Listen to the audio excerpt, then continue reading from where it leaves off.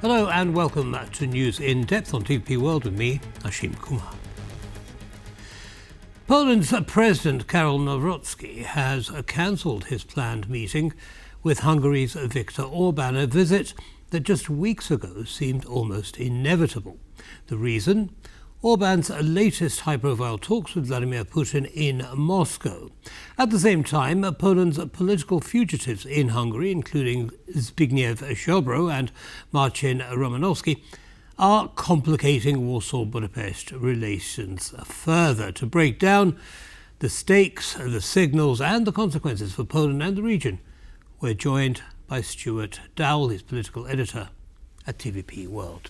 Stuart, welcome back as always. Hi, Ashim. Thanks for taking the time.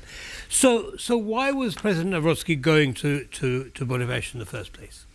Well, he was going on Wednesday, there's a meeting of the Visegrad group, which is a meeting of the presidents of Poland, Czechia, Slovakia and Hungary. And the idea was that there would be that meeting in Esztergom, and then Karol Nawrocki would travel the next day to Budapest for a meeting with Viktor Orbán.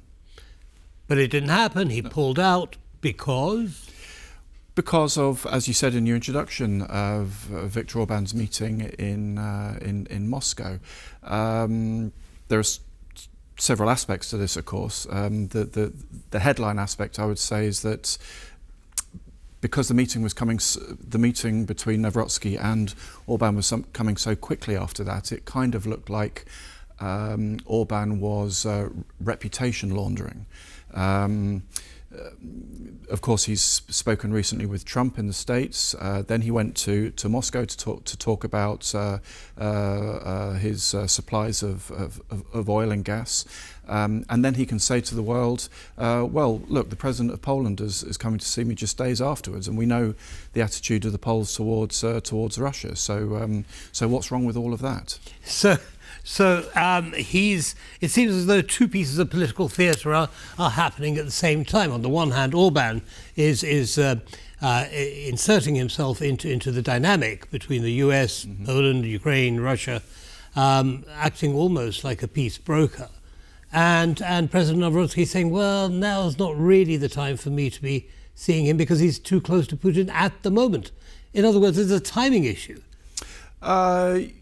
Yes, it's certainly a timing issue, and whether this is a bigger break or a kind of calibrated distancing, we'll see in the future. But the timing of this is also significant for another reason, and that's because when the meeting was scheduled between Nawrocki and Orbán, we didn't know about the Witkoff and Dmitriev 28-point plan. Of course, we know all about that now, that it was written in Russia, it was approved by Trump, and it kind of it's tantamount to a capitulation of Ukraine, a limitation of their army, giving up their territory, but more than that, it kind of, in some of its clauses, represents a de facto sphere of influence for Russia over this part of Europe, which America was underwriting.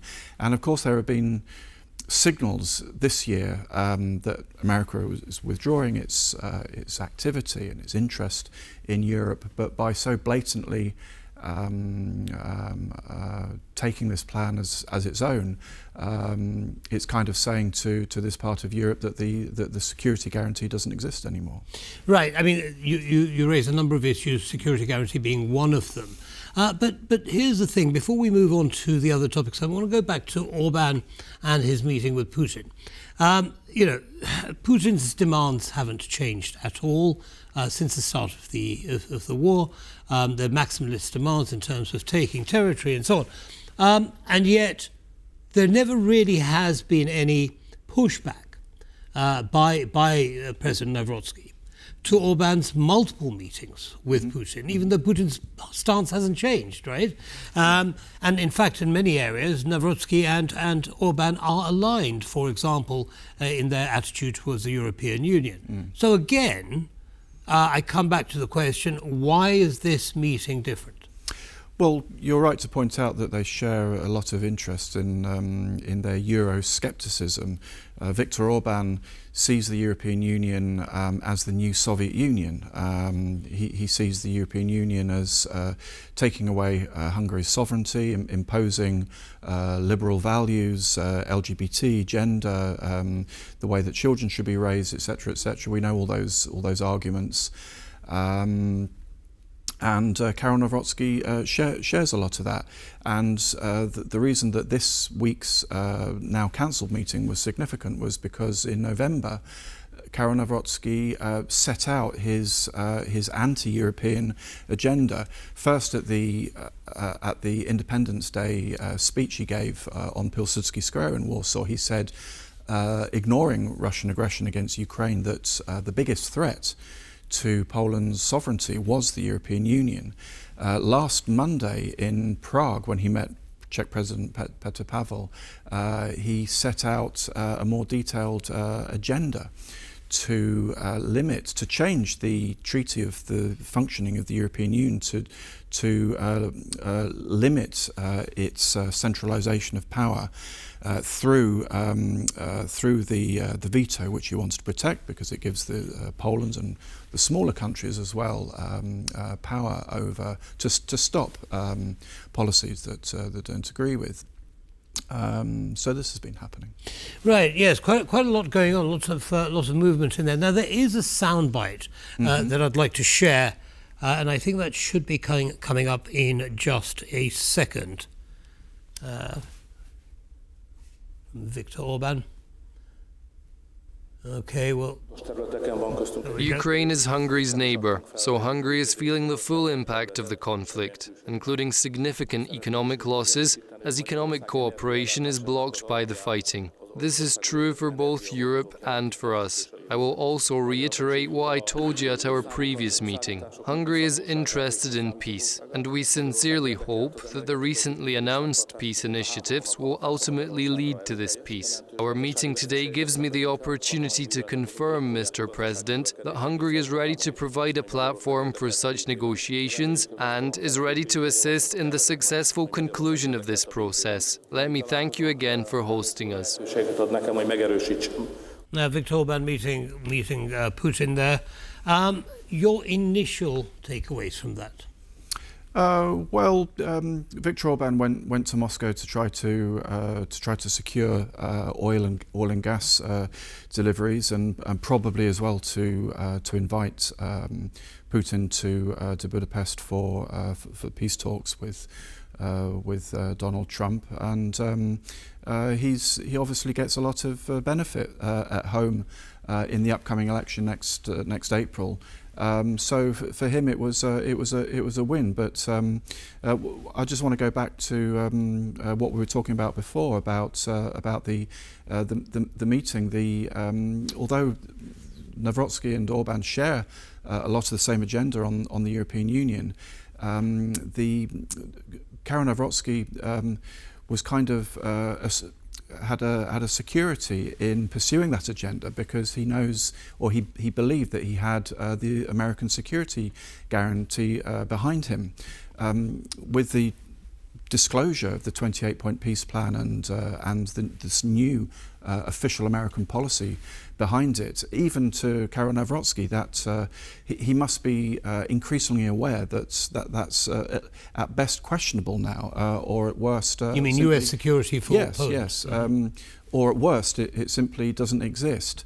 And so even a few days ago, his priority, as he said explicitly, his priority is that the European Union is the greatest threat to Poland's sovereignty in the face of this 28-point peace plan, which has been changed, of course, a little bit, and Poland wasn't invited to that, to discussions on that. He doesn't have that luxury of being able to choose the European Union as a target of attack. Right. Yeah. So just going back to what we just saw, that sound bite, How do you think Orban is trying to position himself? You talk about the peace plan, 28 points. Yes, there have been some adjustments, but the fundamentals in terms of Russia's demands for territory have not moved. There's some bits around the edges that have been renegotiated, but the core demands of Russia haven't changed. So what does Orban's visit and what you just heard about peace talks in Budapest tell you about what he believes should be happening with the peace plan and why he thinks he's best placed for those to initiate those talks? Well, Viktor Orbán said that he thinks that Ukraine should have adopted the 28-point peace plan when it was first published. And he said before that Ukraine is an artificial state. He doesn't support sending weapons to Ukraine, doesn't support financial assistance to Ukraine. So his position on Ukraine is absolutely clear, and it aligns with both Putin and with Donald Trump. What about Nawrocki's position on Ukraine, though? I mean, there's a bit of a conflict there then, isn't there? Yeah, it's interesting that there's so much that connects Nawrocki and Orban. There's so much alignment, but Nawrocki's position is more nuanced. He shares scepticism towards Ukraine, and that's particularly directed at Ukrainian citizens sheltering in Poland and the historical grievances over World War II. But as he's said, he believes that Ukraine is fighting heroically to defend itself and to stop Russian aggression coming further into this part of Europe. So, and it's also worth noting that Karol Nawrocki is a wanted man in Russia. He's charged by the Russian authorities with dismantling monuments to the Red Army that were around Poland, and that goes back to the time when he was head of the IPN, the Institute for National Remembrance. So on Russia, they're very, very different. Indeed, nuanced, I think, is the perfect word to describe it. Now, let's shift to the US perspective on what's going on.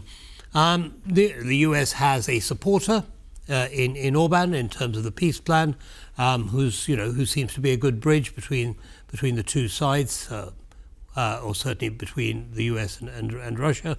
Do you think that Donald Trump and his team are going to actually leverage that relationship? The relationship with? Well, between Putin, the US and Orban. Well, I don't see Orban as really having leverage in the outcome of the war and in the negotiations. No, but there is a country, a member of the European Union, who's willing to step in and kind of host the peace process and so on. Surely that is something that Trump can use for these talks? Sure, but I think that Trump's interest is in withdrawing from Europe, withdrawing his attention and his resources, and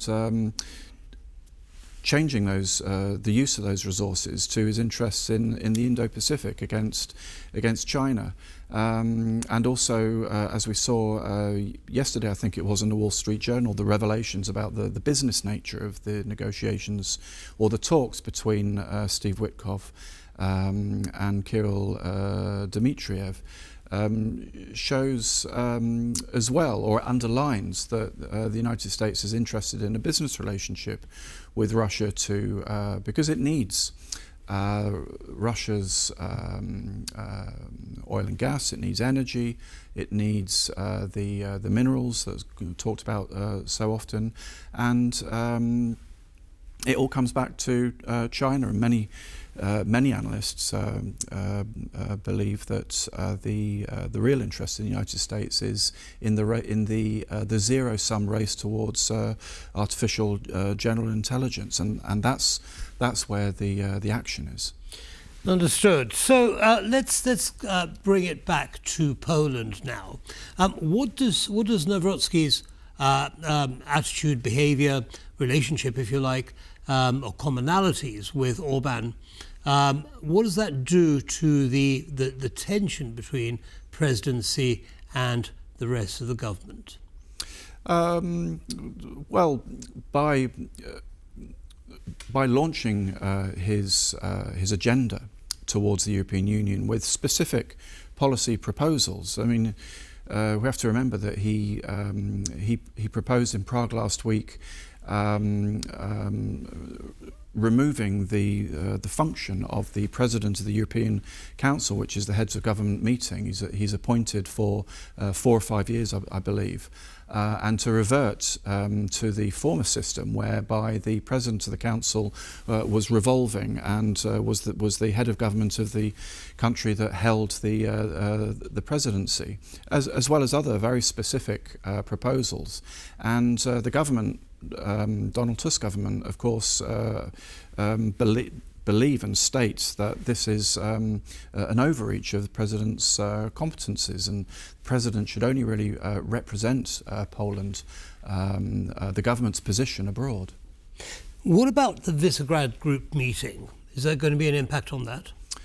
Well, the Visegrad group meeting, the goals for that are to really revive that meeting. In recent years, it's been a dead format because of the ideological incompatibilities between the various members, and that still exists because we have to remember that it's a meeting of presidents, and so you have Karol Nawrocki there, but also Czech President Petr Pavel.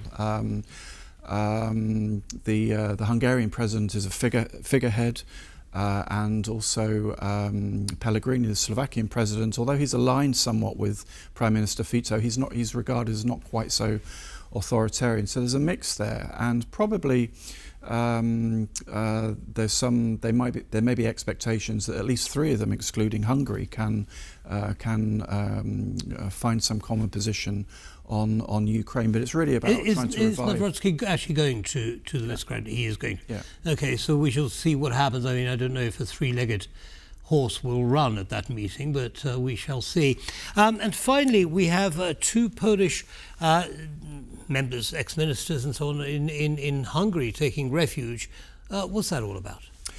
Well, the 2 ministers, they're taking refuge because they have fled the Polish law enforcement after being charged over their activities or alleged crimes in connection with the Justice Fund. The matter involves up to 100 million zloty. It's a very big affair. The former junior justice minister has actually received official protection in Hungary. The former justice minister Zbigniew Ziobro has been there for a few weeks. He hasn't yet received official legal protection, but he's had a meeting with Orban. He's been photographed, and it's expected that if he applies for it, he'll get it. Yes, well, there are another few questions I'd love to ask you about relating to that, Stuart. Unfortunately, the clock has beaten us. As always, thank you so much for your analysis. You're welcome. That brings us to the end of this episode of News in Depth. Thanks for joining us, and stay tuned, lots more coming up. Goodbye.